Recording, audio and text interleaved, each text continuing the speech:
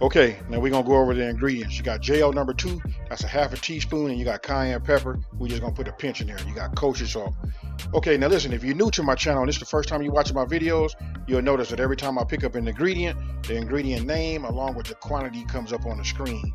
Also, if you look down in the description box below the video, there's a detailed ingredient list in there so you guys can copy and paste. Now, moving right along. Okay, you got breadcrumbs. Look, a quarter cup.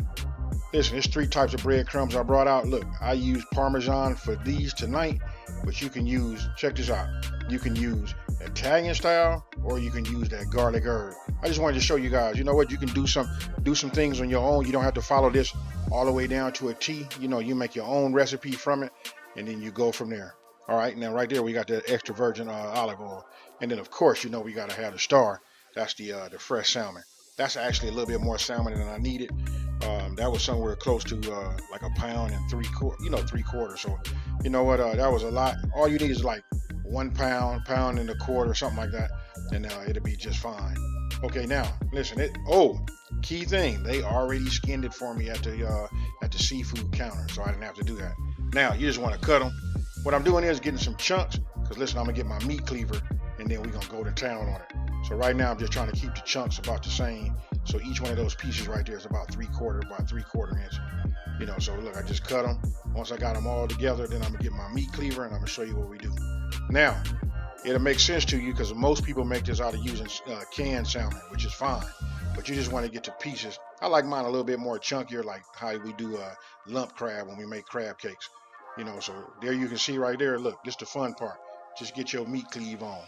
Just go ahead, chop it up. Make sure it's chopped all the way through.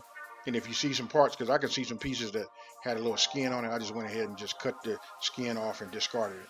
Now, you want to get yourself a bowl, put your ingredients in the bowl, and what I'm going to do is I'm going to get the rest of it together, but I'm going to stick this in the refrigerator and let it chill, because I like it, you know, the firmer it is, the easier it is to work with. Now this is what it looks like, and again, I just set it in the refrigerator while we go ahead and get our veggies together. Now you want to go ahead and get your extra virgin olive oil. Go ahead and put like maybe 2 tablespoons in there. Really more, that look like more like 2 teaspoons. Okay, so look, you did that. Now we want to go ahead and put, listen, I kind of like mince these, you know, a little small. You know what I mean? These, I use the word minced instead of like, you know, diced, because you just want them to be small, because these are going to be small, you know, salmon croquettes. So you just go ahead and put your veggies in there. That would be your celery, onions, and your red bell pepper. And you just want to work them back and forth. You don't want to keep working them back and forth, but listen, the more you move them, the longer it takes for them to, you know, like cook down. So once you got them in there, they all got a little bit of that extra virgin olive oil on there. Just go ahead and notice the color. Listen, that red bell pepper starts to bleed onto that onto the celery and the onion. So listen, once they start getting that color right there, you don't want them too soft. Then you want to go ahead, I'm gonna say you want to do that for about 5 minutes. Now you want to just go ahead and just add that, you know, put that on top of your salmon. Now it's time to use the rest of your ingredients. Now, listen, that's that JL number 2, you guys. And, you know, and that cayenne pepper. Then come back with, there is no order. Let me just say it like that. Hey, grab what you want to grab, put it all in there and mix it up. You just want to make sure you take care when you're mixing it up. You don't want to like beat your salmon up, you know, and like smash it. Okay, so now last thing we got right there, check it out. That's that mayo. Look, this right here, this is key. I know some of you guys gonna probably ask, what can you use for, you know, as a substitute for mayo? Let me think while you know, before you guys ask that question, maybe I have an answer for you by the time that comes up. Okay, now once you got it in there, you just go ahead and, you know, just mix it up. This right here is like pretty much self-explanatory, real easy. And again, that was a lot of salmon for this recipe. I actually could have doubled this recipe for as much salmon as I had.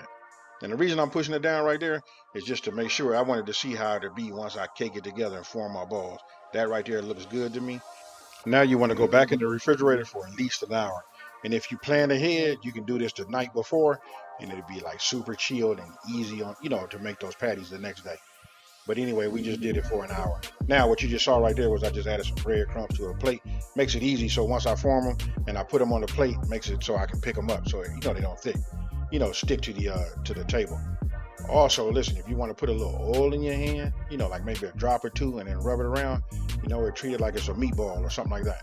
Or you can get a little water on your hand, whichever, or you can, you know, whatever you can put on your hands to make it so that it doesn't stick, makes it just easier to form, you know, these salmon balls.